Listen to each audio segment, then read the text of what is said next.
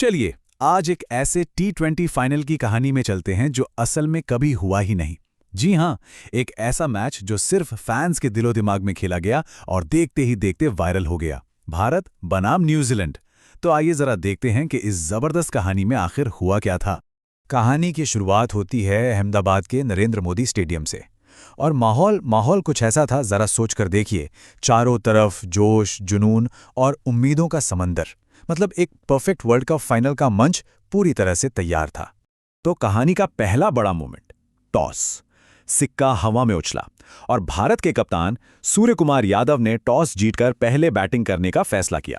देखिए, अपने घरेलू मैदान पर यह एक साफ संदेश था कि टीम इंडिया आज डिफेंसिव नहीं बल्कि शुरुआत से ही अटैकिंग मोड में रहने वाली है।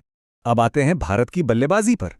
यह सिर्फ एक इनिंग्स नहीं थी, बल्कि इसे T20 बैटिंग की एक मास्टर क्लास कहना ज्यादा सही होगा। यह सिर्फ रन बनाना नहीं था, यह अपनी ताकत का, अपने इरादों का एक खुला प्रदर्शन था। क्रीज पर कौन थे? अभिषेक शर्मा और संजू सैमसन।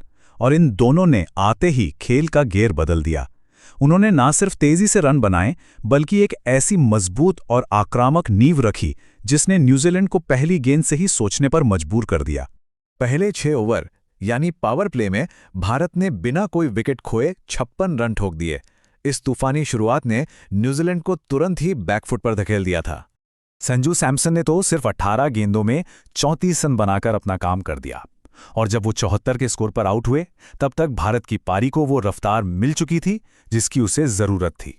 तो अब सबसे बड़ा सवाल ये था, एक विकेट गिर गया है, पार्टनरशिप टूट गई है, तो क्या भारत अपनी लय खो देगा? क्योंकि अक्सर टीमें यहीं पर थोड़ा धीमा पड़ जाती हैं। चलिए देखते हैं कि भारत ने इसके बाद क्या किया। संजू के बाद क्रीज पर आई ईशान किशन और उन्होंने भी आते ही हमला बोलना जारी रखा। वहीं दूसरे छोर पर अभिषेक शर्मा मजबूती से टिके रहे और उन्होंने अपना एक शानदार अर्धशतक भी पूरा किया। अभिषेक ने 38 गेंदों में 68 रन बनाए और ईशान ने तो सिर्फ 27 गेंदों में 59 रन जड़ दिए। मतलब इस विस्फोटक पार्टनरशिप ने तो बीच के ओवरों में ही मैच को न्यूजीलैंड की पकड़ से लगभग बाहर कर दिया था। और फिर पारी के आखिर में पिक्चर में आए फिनिशर शिवम दुबे। उन्होंने आखिरी ओवरों में ऐसी तूफानी बल्लेबाजी की कि भारत का स्कोर एक पहाड़ जैसा बन गया। और अंत में स्कोरबोर्ड पर टंगे थे 241 रन। सोचिए जरा, वर्ल्ड कप फाइनल में यह सिर्फ एक टारगेट नहीं था, ये एक मनोवैज्ञानिक दीवार थी जिसे पार करना लगभग नामुमकिन सा लग रहा था। अब बारी थी न्यूजीलैंड की। 241 रनों के इस विशाल लक्ष्य के सामने उन्होंने एक पॉजिटिव लेकिन समझदारी भरी शुरुआत की। वो जानते थे कि उन्हें बड़े शॉट खेलने हैं, लेकिन बिना किसी हड़बड़ी के। न्यूजीलैंड ने भी पावर प्ले में बिना विकेट खोए 59 रन बनाकर अच्छी टक्कर दी, जो कि भारत से भी 3 रन ज्यादा थे। लेकिन असली कहानी थी रिक्वायर्ड रन रेट की, जो हर गुजरती गेंद के साथ बढ़ता जा रहा था और दबाव बना रहा था। और फिर आया मैच का वो टर्निंग पॉइंट जहां से सब कुछ बदल गया। देखिए, T20 में मोमेंटम ही सब कुछ होता है और यहां से मोमेंटम पूरी तरह से भारत की तरफ शिफ्ट हो गया। 7वें ओवर से लेकर 14वें ओवर के बीच न्यूजीलैंड की पारी ताश के पत्तों की तरह बिखर गई। एक के बाद एक उनके 4 सबसे जरूरी बल्लेबाज पवेलियन लौट गए और बस यहीं से उनकी सारी उम्मीदें भी टूट गईं। इसी को कहते हैं स्कोरबोर्ड प्रेशर।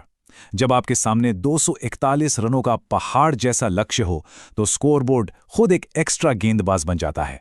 इसने न्यूजीलैंड के बल्लेबाजों को जोखिम भरे शॉट खेलने पर मजबूर किया और वो एक के बाद एक गलतियां करते चले गए।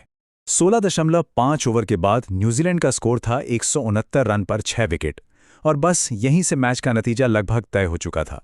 भारत की जीत अब बस एक औपचारिकता भर रह गई थी। तो हमने मैच की कहानी तो देख ली कि क्या क्या हुआ, लेकिन इस कहानी के पीछे की असली कहानी क्या थी? मतलब वो कौन सी रणनीति थी जिसने ये नतीजा तय किया? चलिए अब इसका विश्लेषण करते हैं। ये स्लाइड दोनों टीमों की कहानी को ना एकदम साफ साफ दिखाती है। एक तरफ थी भारत की बेखौफ आक्रामकता और घरेलू मैदान का फायदा, तो वहीं दूसरी तरफ था न्यूजीलैंड का स्कोरबोर्ड के दबाव में पूरी तरह से बिखर जाना। तो इस पूरी कहानी से हम क्या सीख सकते हैं? देखिए, ये सिर्फ एक मैच का हाल नहीं है, ये उस मानसिकता और रणनीति की कहानी है जो आज के मॉडर्न T20 क्रिकेट में जीत के लिए सबसे ज्यादा जरूरी है। और आखिर में हम आपको इसी सवाल के साथ छोड़े जाते हैं। एक बड़े हाई प्रेशर फाइनल में क्या एक आक्रामक मानसिकता एक बहुत सोची समझी योजना से ज्यादा कीमती है? ये सवाल इस पूरी कहानी का सार है और कहीं ना कहीं आज के क्रिकेट के बारे में सोचने पर मजबूर करता है।